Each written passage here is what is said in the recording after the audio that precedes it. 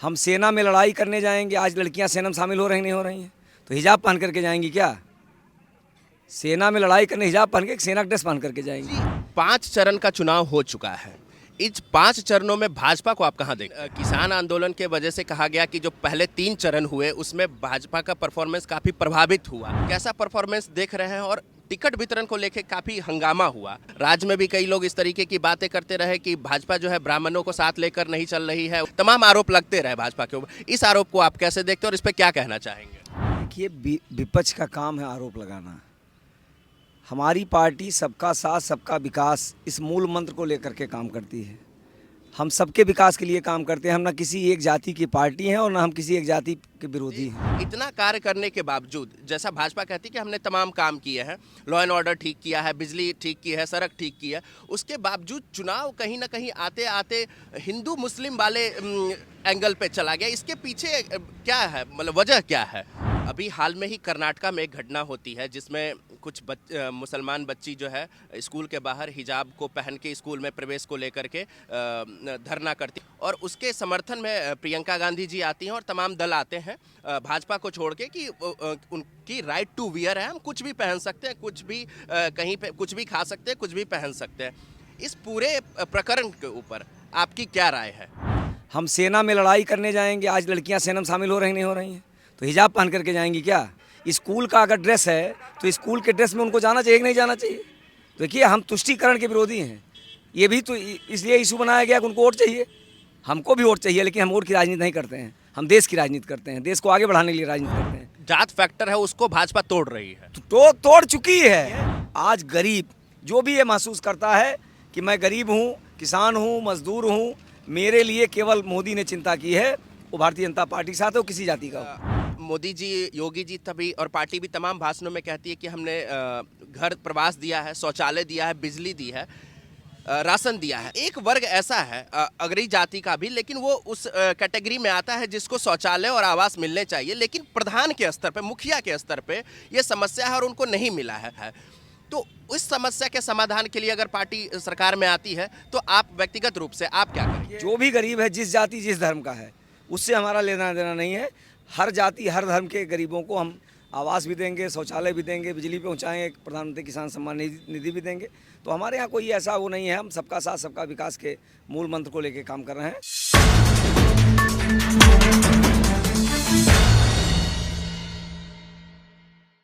नमस्कार, मैं हूं निशांत कुमार आजाद और मेरे साथ हैं भाजपा के राष्ट्रीय मंत्री और बस्ती से सांसद हरीश द्विवेदी जी।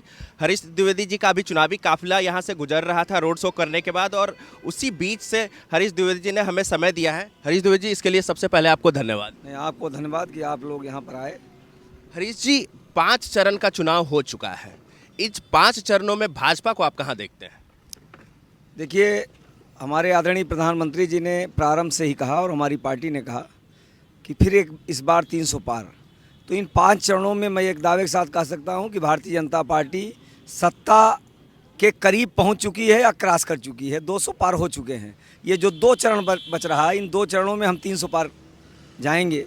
तो निश्चित रूप से उत्तर प्रदेश की जनता उत्साहित है और सबको ये लगता है कि जिस प्रकार मोदी और योगी सरकार ने गांव, गरीब, किसान, मजदूर के विकास के लिए काम किया है, उनको आगे बढ़ाने के लिए काम किया है, उनके समस्याओं के समाधान के लिए काम किया है। कोरोना काल में जिस प्रकार गरीबों को राशन दिया और कोरोना के दवा के लिए टीकाकरण की व्यवस्था की, तो इससे आम जनमानस बहुत प्रसन्न है और सबको लगता है कि उत्तर प्रदेश तभी आगे बढ़ सकता है जब उत्तर प्रदेश में भारतीय जनता पार्टी की सरकार होगी। और भारतीय जनता पार्टी की सरकार जब उत्तर प्रदेश में पुनः आएगी तो हिंदुस्तान और आगे बढ़ेगा।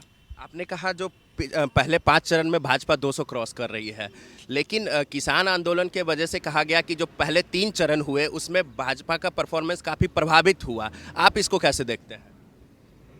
नहीं, कुछ प्रभावित हुआ होगा, इसीलिए मैं 200 कह रहा हूँ ना, क्योंकि हम तो 325 सीट पाए थे, तो 10-20 सीट प्रभावित हुआ होगा, मैं मान रहा हूँ। लेकिन 300 के आगे हम रहेंगे। 10-20 सीट प्रभावित हो सकती है। आपका जो क्षेत्र है वो पूर्वांचल का क्षेत्र हो जाता है और पूर्वांचल हमेशा एक मेजर रोल प्ले करता है किसी भी पार्टी को सत्ता दिलाने में। पूर्वांचल में 2 चरण में चुनाव भी बचे हुए हैं, कैसा परफॉर्मेंस देख रहे हैं? और टिकट वितरण को लेकर काफ़ी हंगामा हुआ, उसको आप क्या कहेंगे उसके ऊपर? अब देखिए, वो तो विषय पुराना हो गया, लेकिन उत्तर प्रदेश की जनता और खासकर पूर्वांचल की जनता पूर्वांचल से ही हमारे मुख्यमंत्री जी हैं और निश्चित रूप से जो जिस क्षेत्र में रहता है उस क्षेत्र का ज़्यादा ध्यान रखता है, उस क्षेत्र का ज़्यादा विकास करता है। तो पूर्वांचल में विकास भी हुआ है और केंद्र और प्रदेश सरकार की जितनी योजनाएं हैं मेरे ज़िले में 100% लागू हुई हैं। तो इस नाते विभिन्न योजनाओं का लाभ प्रदेश की जनता को, पूर्वांचल की जनता को और बस्ती की जनता को मिली। और इस नाते आम जनमानस पुनः एक बार भारतीय जनता पार्टी सरकार बनाना चाहता है। एक बात जो पिछले दो तीन सालों में खूब बाहर निकली कि भाजपा जो है ब्राह्मण विरोधी पार्टी हो गई है। आप खुद ब्राह्मण हैं और सांसद भी हैं। इस आरोप को विपक्ष की भी इसको बार बार आरोप लगा, राज्य में भी कई लोग इस तरीके की बातें करते रहे कि भाजपा जो है ब्राह्मणों को साथ लेकर नहीं चल रही है, उनके ऊपर अटैक कर रही है, मतलब तमाम आरोप लगते रहे भाजपा के ऊपर। इस आरोप को आप कैसे देखते हैं और इस पर क्या कहना चाहेंगे? देखिए, विपक्ष का काम है आरोप लगाना। हमारी पार्टी सबका साथ सबका विकास इस मूल मंत्र को लेकर के काम करती है। हम सबके विकास के लिए काम करते हैं। हम ना किसी एक जाति की पार्टी हैं और ना हम किसी एक जाति के विरोधी हैं। हम सबको समाहित करके भारतीय जनता पार्टी काम करती है। हमारी पार्टी में सभी जातियों का प्रतिनिधित्व है, सबका बराबर सम्मान है, सबके विकास की हम चिंता करते हैं। तो इस नाते विपक्ष अपना आरोप लगाता रहेगा। विपक्ष के पास कुछ नहीं है तो आरोप लगाएंगे ही।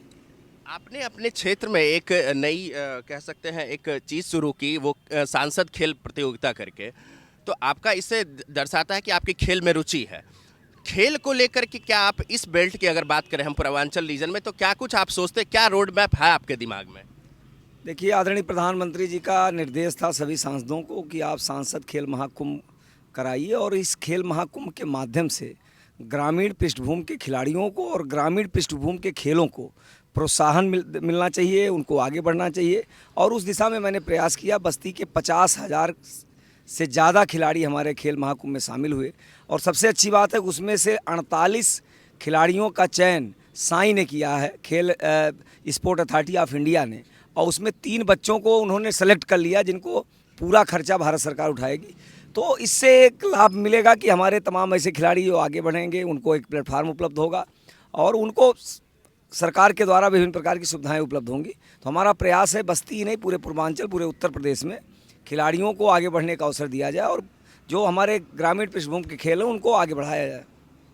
एक सवाल, भाजपा कहती है कि हमने तमाम विकास के कार्य किए, वो दिखता भी है, चाहे वो बिजली का मामला हो, सड़क का मामला हो, लेकिन कहीं ना कहीं लोगों के मन में ये भी है और आरोप भी है कि चुनाव शुरू होते होते इतना कार्य करने के बावजूद, जैसा भाजपा कहती है कि हमने तमाम काम किए हैं, लॉ एंड ऑर्डर ठीक किया है, बिजली ठीक की है, सड़क ठीक की है, उसके बावजूद चुनाव कहीं ना कहीं आते आते हिंदू मुस्लिम वाले एंगल पे चला गया। इसके पीछे क्या है, मतलब वजह क्या है?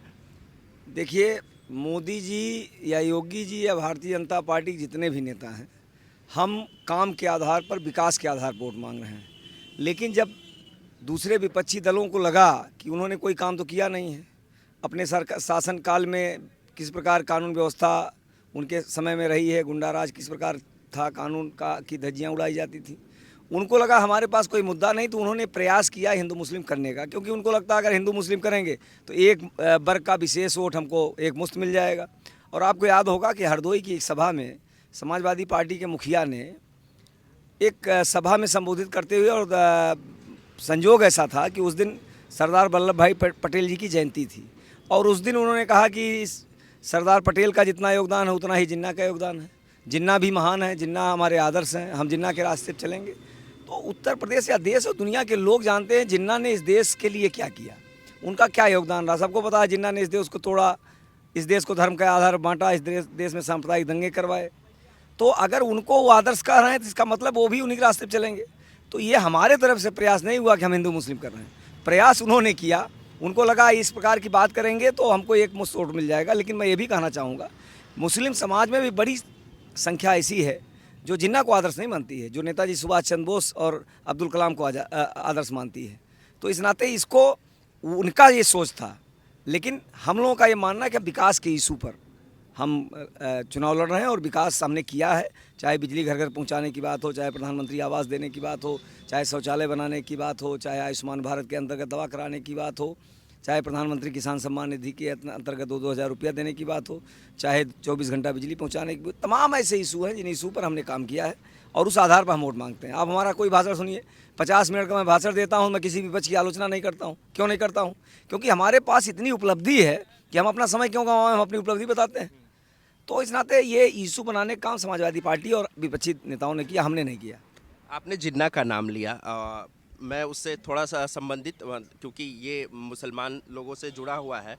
अभी हाल में ही कर्नाटका में एक घटना होती है जिसमें कुछ मुसलमान बच्ची जो है स्कूल के बाहर हिजाब को पहन के स्कूल में प्रवेश को लेकर के धरना करती है और उसका प्रोटेस्ट होता है। और उसके समर्थन में प्रियंका गांधी जी आती हैं और तमाम दल आते हैं भाजपा को छोड़ के कि उनकी राइट टू वियर है, हम कुछ भी पहन सकते हैं, कुछ भी कहीं पे कुछ भी खा सकते हैं, कुछ भी पहन सकते हैं। इस पूरे प्रकरण के ऊपर आपकी क्या राय है? देखिए, प्रियंका जी हों, अखिलेश यादव जी हों या अन्य विपक्षी दल के लोग हों, किसी भी स्कूल का, किसी भी संस्था का एक अपना नियम कानून होता है, उसका पालन करना सबके लिए अनिवार्य है। हम सेना में लड़ाई करने जाएंगे, आज लड़कियां सेना में शामिल हो रही नहीं हो रही हैं, तो हिजाब पहन करके जाएंगी क्या? सेना में लड़ाई करने हिजाब पहन के, सेना का ड्रेस पहन करके जाएंगी। स्कूल का अगर ड्रेस है तो स्कूल के ड्रेस में उनको जाना चाहिए कि नहीं जाना चाहिए? देखिए, हम तुष्टीकरण के विरोधी हैं। ये भी तो इसलिए इशू बनाया गया कि उनको वोट चाहिए। हमको भी वोट चाहिए, लेकिन हम वोट की राजनीति नहीं करते हैं, हम देश की राजनीति करते हैं, देश को आगे बढ़ाने के लिए राजनीति करते हैं। तो अगर किसी संस्था का, किसी विद्यालय का, किसी उसका अगर कोई ड्रेस है, ड्रेस कोड है, निर्धारित है, तो उसका पालन करना चाहिए। मैं उसके पक्षधर हूँ और अगर इस प्रकार का लोग कर रहे हैं तो गलत कर रहे हैं। अंतिम सवाल, जो बहुत ही आम सवाल होता है, फिर भी हम पूछते हैं कि इस पूरे चुनाव में और चुनाव परिणाम को आप कैसे देखते हैं और कितनी सीटें आपको लग रही है कि भाजपा सच में जीत के आएगी? हम कहने के लिए कहते हैं कि 300 प्लस और तमाम चीज़ें, फिर भी आप पुराने नेता रहे हैं और आपका क्या मानना है कि भाजपा इस सब नंबर के कहाँ है? देखिए, मैं अभी भी कह रहा हूँ 300 से ज़्यादा सीट भारतीय जनता पार्टी जीतेगी। और इस चुनाव में एक बहुत बड़ा मुद्दा गरीब कल्याण का है। गरीबों को लगता है अगर हमारे लिए किसी ने कुछ किया है तो मोदी और योगी सरकार ने किया। मैं एक उदाहरण बता रहा हूँ। मैं 2019 का जब चुनाव लड़ा तो जाति समीकरण ऐसा बैठा, भाई इतना बड़ा मजबूत अलायंस शायद हिंदुस्तान की पॉलिटिक्स में कभी नहीं हुआ, सपा और बसपा का अलायंस। और सब लोग हमारे विपक्षी 2 वोट जोड़ लिए, कहे 7 लाख वोट हमें मिली, अब जाए आवश्यकता नहीं है, कागज कलम। हाँ, तो जोड़ लिए। हमसे लोग कहते थे, मैं कहा मैं चुनाव जीतूंगा, क्योंकि मैं गांव में जाता हूं, मैं क्षेत्र में रहता हूं, गरीब के घर पे जाता हूं। मैं जब जा रहा था वोटिंग के दिन तो एक बूथ से मैं निकला, मेरी गाड़ी लगभग 20-25 की स्पीड में रही होगी क्योंकि रास्ता ख़राब था। सड़क से 50 मीटर पर एक गरीब आदमी का घर था और नेकर पहन के अपने दरवाजे पर बैठा था। समय थी 12 बज रहा था। मेरी गाड़ी, वो हमको पहचानते, मैं नहीं पहचानता था कौन है, ठीक। और वो ऐसे ऐसे हाथ दिए, मैं रुक गया। रुकने में 2-4 मीटर हमारी गाड़ी आगे बढ़ गई। वो दौड़ करके आए, नेकर पहन करके दौड़ के आए। गांव में नेकर पहन करके लोग मिल ही लेते हैं। तो हमने कहा भैया ऑटोवा पड़िए। जो उत्तर उस व्यक्ति का था, वहाँ से मैं निकला। हमने कहा दुनिया कोई ताकत मुझे चुनाव नहीं हरा सकती। उसने कहा भैया हम फला जाति खोए, हम ऑटोवा दे के चला आए सुबह ही हैं, वो हमारे ऑटोवा नहीं डाले देते। फला जाति मतलब गरीब आदमी था वो। तो आज जब गरीब तय कर लेता है, किसान मजदूर तय कर लेता है, हर जाति हर धर्म के लोग तय करते हैं, तो जाति समीकरण नहीं बैठता है। जाति समीकरण पहले बैठता रहा, मोदी राज में जाति समीकरण कुछ नहीं चलता है। पति अगर किसी को दूसरे को वोट देना चाहे और पति भाजपा देना चाहेगी तो पति अपने पत्नी का वोट नहीं दिलवा सकता आज के समय में, वो भाजपा देगी। तो एक एक घर में सेध लग चुका है मोदी राज में, क्योंकि मोदी जी ने किया है लोगों को। मतलब आज लग रहा है कि आप जात फैक्टर है उसको भाजपा तोड़ रही है। तो तोड़ चुकी है, कोई जाति फैक्टर नहीं है। जाति फैक्टर सपा बसपा वाले जोड़ते हैं, यह जाति कितना वोट, यह जाति कितना वोट। अब हम ही 4,71,000 वोट पाए, कैसे चुनाव जीतते? हमको सभी जातियों ने दिया, सभी धर्मों ने दिया। मैं तो लोगों से कहता हूँ भाई हमको कुछ मुसलमान भाइयों ने भी दिया है वोट, कम दिया ज़्यादा अलग विषय है, तभी मैं चुनाव जीता। और इस नाते मोदी राज में या मोदी लहर में आज कोई जाति समीकरण नहीं है। आज गरीब जो भी ये महसूस करता है कि मैं गरीब हूँ, किसान हूँ, मजदूर हूँ, मेरे लिए केवल मोदी ने चिंता की है, वो भारतीय जनता पार्टी के साथ हो, किसी जाति का हो। मैंने कहा था अंतिम सवाल, लेकिन आपने मोदी जी की बात कही तो एक और प्रश्न मेरे दिमाग में आया, क्योंकि मैं पूरा चुनाव घूम रहा हूँ और लगभग कई जगहों पे गया, एक समस्या जो मुझे काफ़ी दिखी ज़मीन पे कि मोदी जी, योगी जी तभी और पार्टी भी तमाम भाषणों में कहती है कि हमने घर प्रवास दिया है, शौचालय दिया है, बिजली दी है, राशन दिया है। राशन, बिजली, ये सारी चीज़ें मिली है सभी को। एक सवाल है, एक वर्ग ऐसा है अगरी जाति का भी, लेकिन वो उस कैटेगरी में आता है जिसको शौचालय और आवास मिलने चाहिए, लेकिन प्रधान के स्तर पे, मुखिया के स्तर पे ये समस्या है और उनको नहीं मिला है। ये कई जगह ये समस्या, इसको अगर सरकार बनती है तो इस जो समस्या है, जो मतलब भारी तौर पे है, और आप भी जानते होंगे, कई लोगों से मिलते होंगे कि जो बीपीएल कैटेगरी में या उस कैटेगरी में आते हैं जिनको नहीं मिलता है, तो उस समस्या के समाधान के लिए अगर पार्टी सरकार में आती है तो आप व्यक्तिगत रूप से आप क्या करेंगे? ये हमारी सरकार ने, आप सबको पता है कि गरीब सवर्णों को भी 10% आरक्षण दिया है। इस प्रधानमंत्री आवास में ऐसा कहीं रोक नहीं है कि जो गरीब है, सूची जब बनी थी 2011 में, उस सूची में कुछ गड़बड़ियां हो गई थी, कुछ कम लोग जुड़े थे। हमारी सरकार ने फिर उसका सर्वे करवाया है और सूची में नाम जोड़ा गया है। जो भी गरीब है, जिस जाति जिस धर्म का है, उससे हमारा लेना देना नहीं है।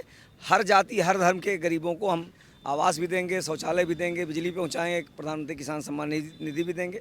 तो हमारे यहाँ कोई ऐसा वो नहीं है। हम सबका साथ सबका विकास के मूल मंत्र को लेकर काम कर रहे हैं। हर जाति हर धर्म के गरीबों को हम सुविधा पहुंचा रहे हैं। जैसा कि आपने देखा कि हरीश द्विवेदी जी ने साफ तौर पे कहा कि भाजपा सभी स्तर के लोगों के लिए और सभी जातीय सभी धर्म के लोगों के लिए काम करती है और कर रही है, और इसका दिखता भी है परिणाम ज़मीन पे। अगर हम लोग उसके बात करें तो उसका परिणाम जो है ज़मीन पे दिखता भी है। हरीश जी भाजपा की जीत को लेकर के आश्वस्त हैं। इनका साफ कहना है कि जो भी त्रुटियाँ हैं, इसको भाजपा अगर दोबारा से सरकार में आती है तो उसको दूर करने का काम करेगी। हरीश जी, आपने समय दिया, इसके लिए बहुत बहुत धन्यवाद।